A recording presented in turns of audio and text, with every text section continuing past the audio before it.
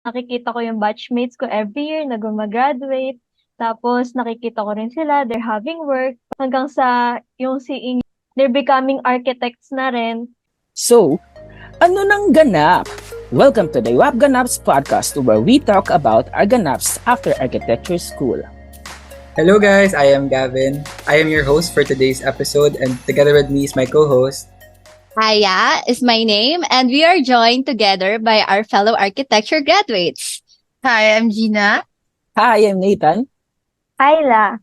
Even this podcast, ang goal lang naman talaga natin is to give knowledge or educate and to help talaga those graduates na i-build yung career nila guys.